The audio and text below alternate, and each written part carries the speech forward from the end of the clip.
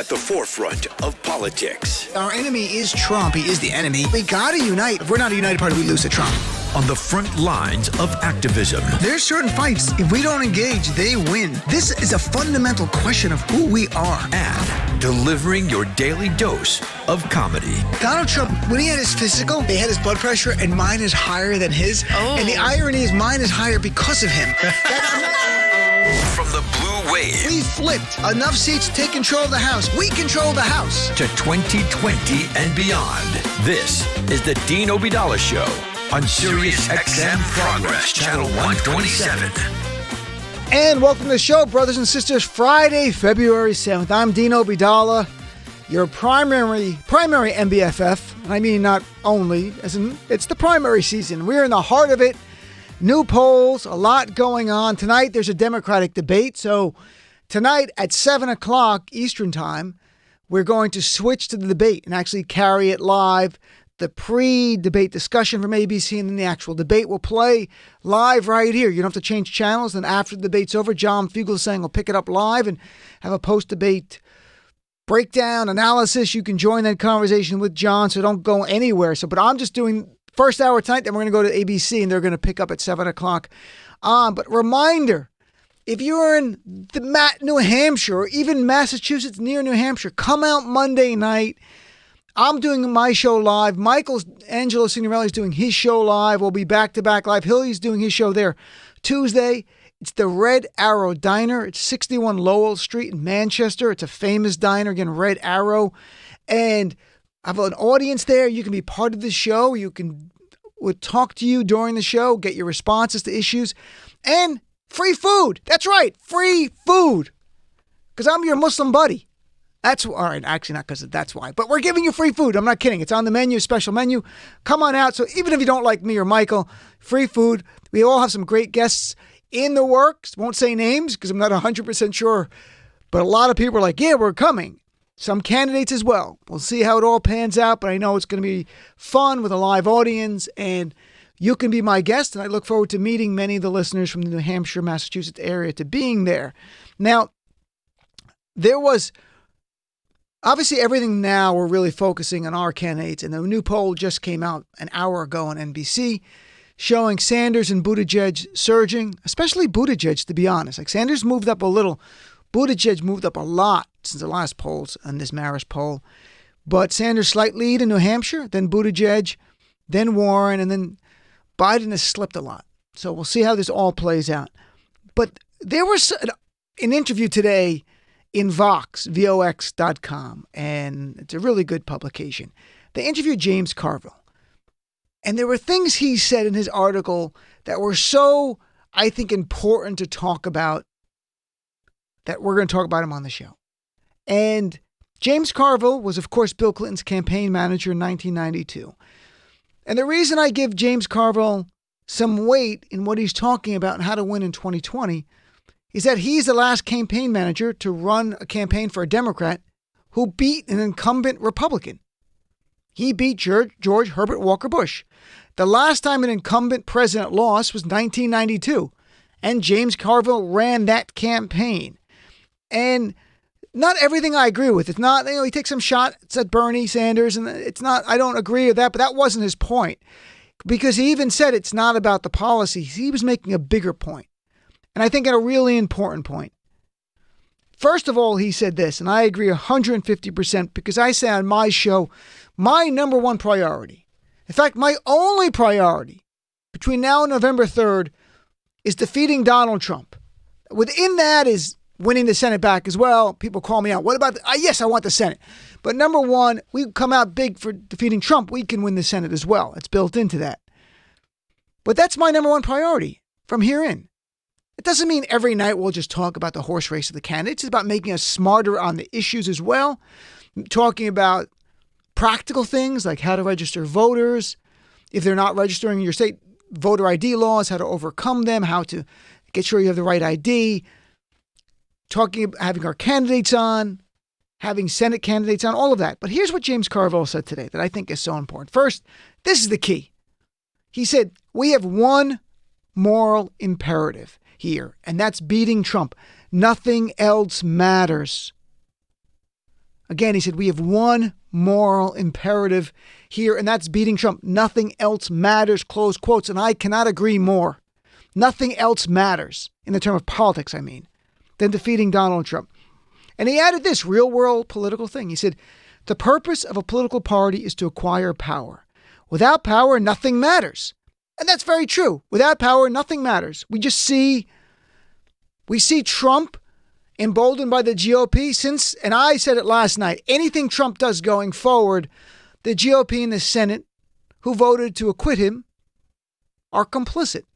The firing today of Lieutenant Colonel Finman, essentially not from the military, but from his job in the White House, was a message being sent that if you speak out against the king, the supreme leader, Donald Trump, you're going to lose your job. That's why the whistleblower's name was so important to protect. Because there's no need to know that name. That the whistleblower law is there to protect the identity of a whistleblower who follows the statute. And I can assure you Republicans would love it if there was a Democratic president and that whistleblower came out and said that person did something wrong. And they would demand that person's identity be protected. But their partisan loyalty is ridiculous to me. So what we're seeing in front of us is exactly what Carville talked about. The real world, a political party purpose is to acquire power. Without power, we are nothing. Now he went on to say other few things. He said on 2020, he's concerned, saying, we just had an election in 2018. We did great. We talked about everything we needed to talk about, and we won. Adding, and now it's like we're losing our damn minds. Someone's got to step their game up here. And what did he mean by that? Well, he added this, and don't forget, this is the guy, James Carville, who told Bill Clinton, put the sign up in his office, it's the economy, stupid. It was focusing on that, it's the economy, stupid. That was the number one issue he wanted Bill Clinton to talk about over and over, running against an incumbent president. Because when you're running against an incumbent, it's a referendum on that president, on their policies. Do you like the person? On their corruption, everything about them. It's a referendum. And what he's trying to do here is get the Democrats to focus on the fact you're running against an incumbent. And our Democrats, almost all, are running like it's an open seat. And that they don't know who they're going to run against because they don't talk about that person much. They talk about their ideas and attack each other. So he goes on to say this. What's the answer? He says, by framing, repeating, and delivering a coherent, meaningful message that is relevant to people's lives. That is so important. Repeating over and over and over a message that's relevant to people's lives. And then he added, having the political skill not to be sucked into every rabbit hole that somebody puts in front of you. And of course, that somebody's going to be Trump. That's what he did. He is concerned on some level of parties going too far left, but he is not that concerned about that. He has concerns. He said, and I'll read this quote, and it's not to anger anybody.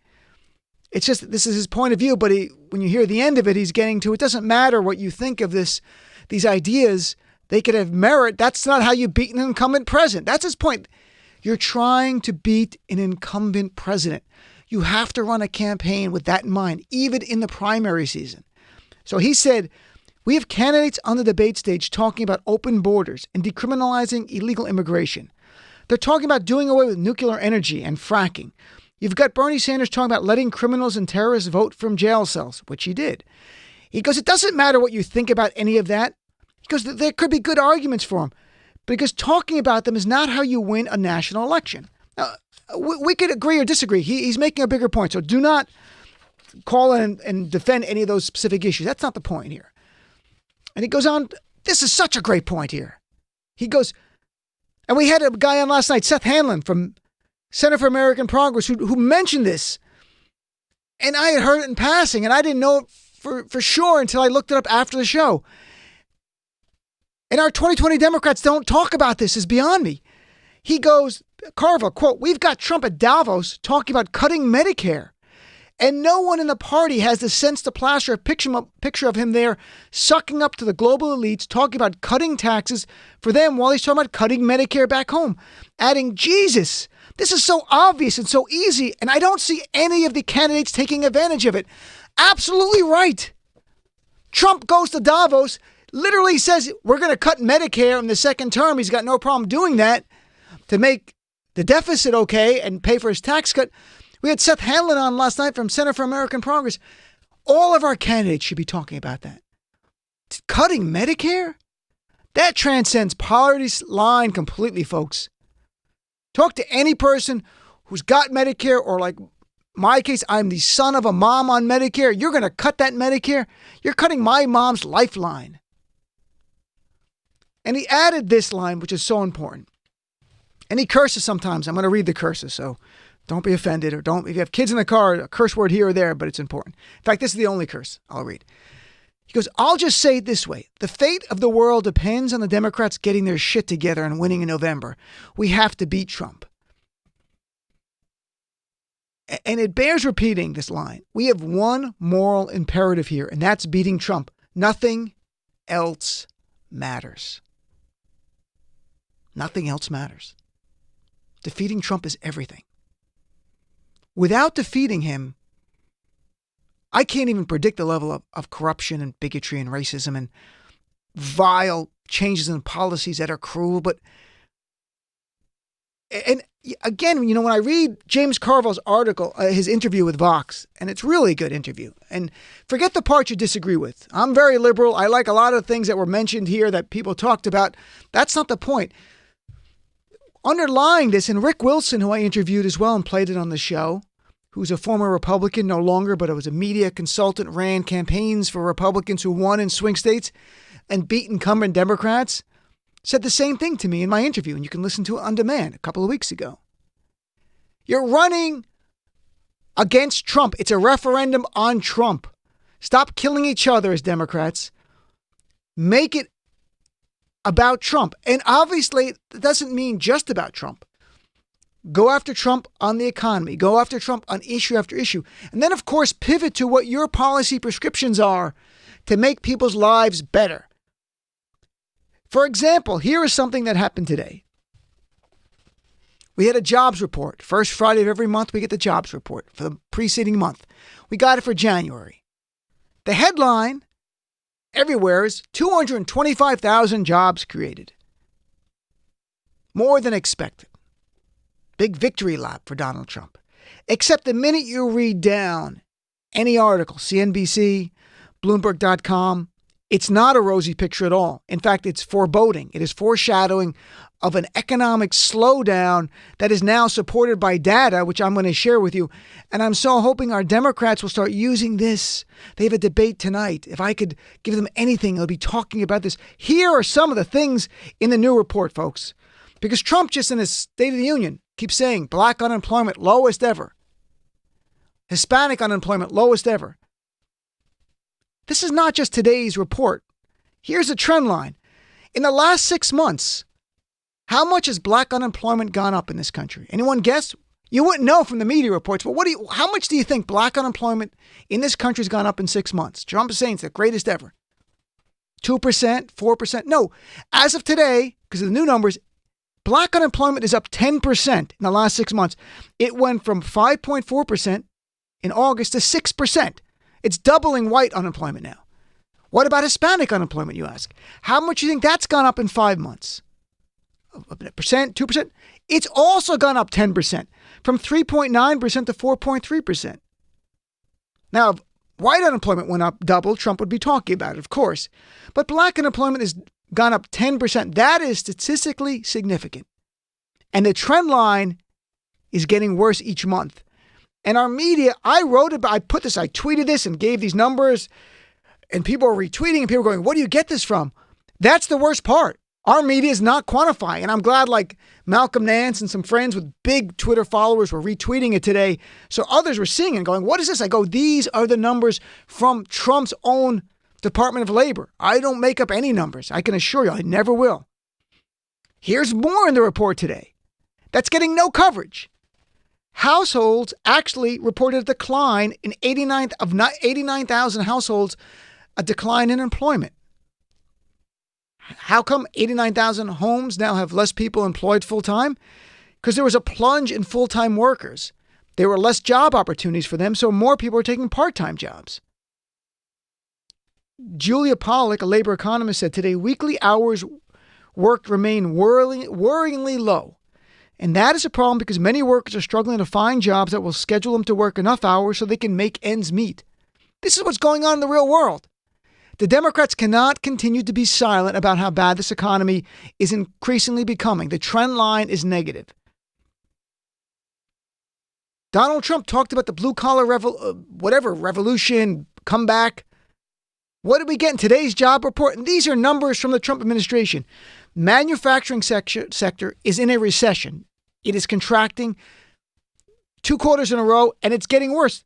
Today, 12,000 net jobs lost in manufacturing. There's no blue-collar boom. They're getting laid off. Every Democrat should be talking about this. Blue-collar workers, Wisconsin, Michigan, Pennsylvania. There's a recession going on. They're struggling to make ends meet. Trump's telling them it's the time of their life. And maybe they're too embarrassed to say anything because they think that everyone's doing great. They're not. It's their fault. It's not their fault. This is a direct line to Trump's trade war. And by the way, that trade war is not over. The tariffs on 2/3 of the products, even with the new China trade deal 1, 2/3 of the tariffs are still there. So many farmers and many in manufacturing are going to continue to suffer for the long term. And here's another nugget that was buried. And this might be the most important one in talking about the lies of the Trump administration. This is right from CNBC. This is not Dean Obeidallah making this up for you. As CNBC and Bloomberg reported today, the Trump administration revised their numbers of job growth from March 2018 to March 2019.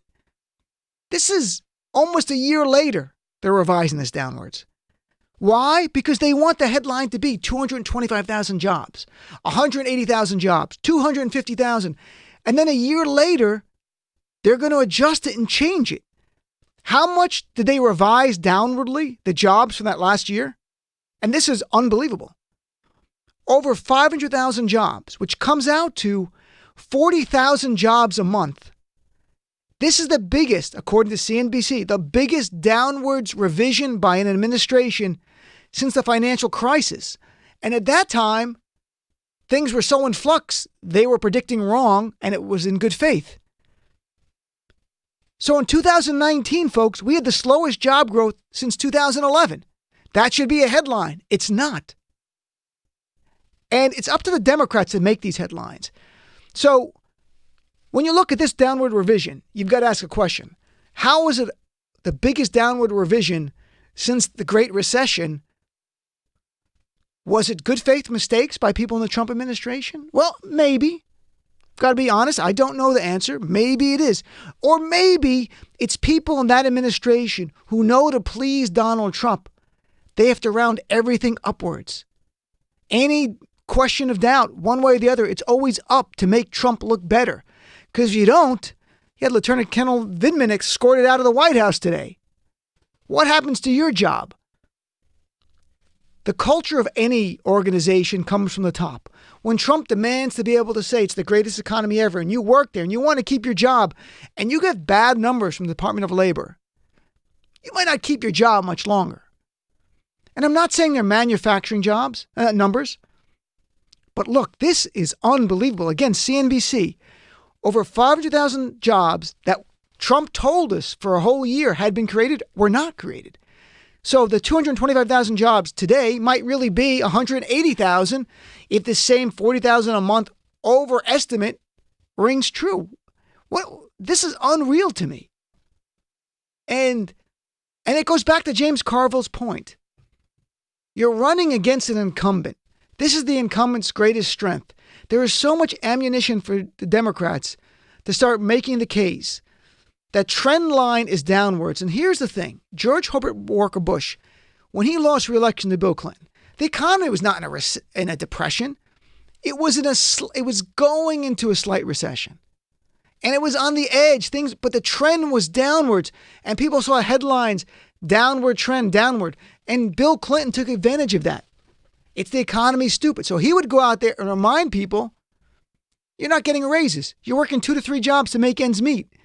You're paying more for health care and prescription drug prices. This guy's doing nothing for you. I've got a better way. And here's my way. That's how the Democrats should do it. But every discussion, at least half of it should be about calling out Trump's failures on this area, his number one strength. In fact, Joe Scarborough did this, and I played this earlier in the week, and I want to remind people, he had on Stephen Ratner, who's an economic guy, fact-checking Trump's State of the Union. And at the very end, Joe Scarborough goes, why isn't the media talking about this? Why are they fact-checking like that we're doing? Here's clip number 1, please. Well, let's start with job growth. And he bragged a lot about the job growth. But as you can see here, what we're trying to show here is that job growth under President Trump, which has been significant, was actually lower than job growth under President Obama over the same 35 months, the end of Obama's term versus the beginning of Trump's term. So the idea that there's something unprecedented happening here is ridiculous. Wait. Hold on a second. I'm confused. So you're telling me that the gray that we're looking at right now is job growth under Barack Obama, his last 3 years in office, and the red is job growth under Donald Trump, his last 3 years in office. And actually, Donald Trump is doing worse than Barack Obama. Let's forget about why Donald Trump lies. We know he lies. Why doesn't the media report this more? Why do they let Donald Trump keep going? This is the media that is actually cooking the books for Donald Trump. That's Joe Scarborough on Morning Joe saying that. And he's absolutely right. Now, partly, and I've said this, and it doesn't change because Joe Scarborough is speaking out, the executives of the big media companies, they want Trump to win. Not because they like him. They might like him. It doesn't really matter if they like him. They might despise the guy. He is really good for business. He's good for ratings. He's good for revenues. He's good for their bonuses, their stock prices. That's the real world. We live in that. It just means we have another obstacle to defeat. That's all it means. But the reason, though, the media is not talking about it more is because the 2020 Democrats are not making that a primary issue. Because if they did, the media would have to cover it. And what do I mean by, because tonight's debate, there'll be questions about everything. One way is almost every answer to every question, come back to the economy. Come back to it's the economy stupid. Or it's healthcare stupid, just as important. Come back to that over and over and over again. Have town halls just on Trump's failing economy. Call it that. Invite the media where it's a Democratic candidate going, I'm doing a town hall on this. Have a series of them around the state. The media will cover it then. Whoever it is, ex-candidates here with his Trump's failing economy town hall. Over and over. I don't think most people would know this unless you've studied the data. In the first 36 months of the Trump administration, the last 36 months of Obama, who do you think created more jobs? Well, you just heard Scarborough talk about it. Obama did. By what number? By 2 million more jobs. 2 million more.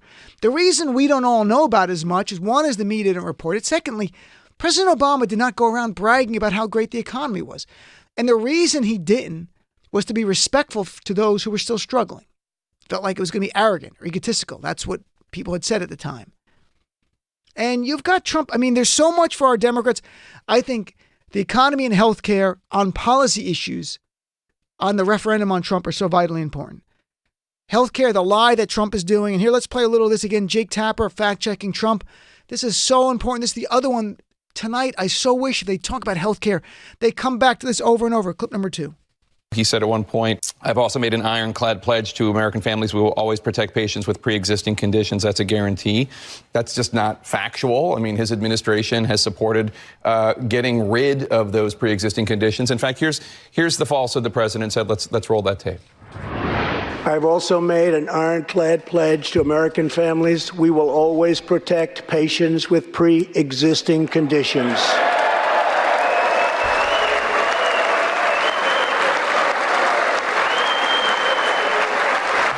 I mean, it's just a lie. I mean, the administration has tried to end guarantees for pre-existing conditions. They've supported lawsuits. They've supported legislation to get rid of it. And even when they talk about how they don't support taking away health care guaranteed for people with pre-existing conditions, what they refuse to commit to is making sure that the health insurance is the same price for people who do have pre-existing conditions as it is for people who do not. So, I mean, it's just a falsehood. Healthcare is number one in every poll. We Democrats are the party that gave America coverage for pre-existing medical conditions. And you know what? We did it without a single Republican vote. Remember how they all bragged? Not a single Republican voted for the ACAs, known as Obamacare. They're right. It was completely 100% Democrats who gave you and your family mandatory coverage for pre-existing conditions, and the insurance company can't charge you more because you got sick, and they can't drop you because you're sick, and they can't charge you more because you have a chronic condition like they used to. Thank a Democrat. You like Medicare? Thank a Democrat, LBJ. You like Social Security? Thank a Democrat, FDR. That's what we need from our Democrats. Remind America what we've done, and remind them to boot that Social Security, Medicare, and the ACA. What do Republicans call that? Socialism. Everything that helps working class and lower class Americans to the GOP is socialism. What's capitalism to the GOP? Tax cuts for their wealthy donors. That's capitalism. That's it. This is our election. We can win. We've got healthcare is our number one issue. We're winning on that. The economy is weakening. It's time for Democrats to step up. And then third, the intangible issue, which I think is fundamentally important. Do you want 4 more years of toxic Trump? And everyone gets that. The white supremacy, the sexism, the bigotry. And that's an important issue too. But for the others, James Carville won an election in 1992 and against an incumbent Republican. And I love this one thing he says. Framing, how do you win? By framing, repeating, and delivering a coherent, meaningful message that is relevant to people's lives. That's how you win an election. And in 2020, half of that is criticizing Donald Trump because he's an incumbent Republican. He's an incumbent president, not an open seat. It's not 2016. And then after going through everything he's done wrong, you pivot to how you're going to make it better. I'm going to make your life better. And here's how. And here's my checklist of reasons. We do that, we win.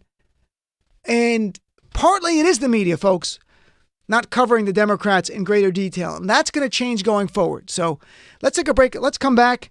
Love to hear from you. 866-997-4748. What do you make of what James Carville said? And I love the last line. I'll leave it with you as we go to the break here. James Carville said, we have one moral imperative here, and that's beating Trump.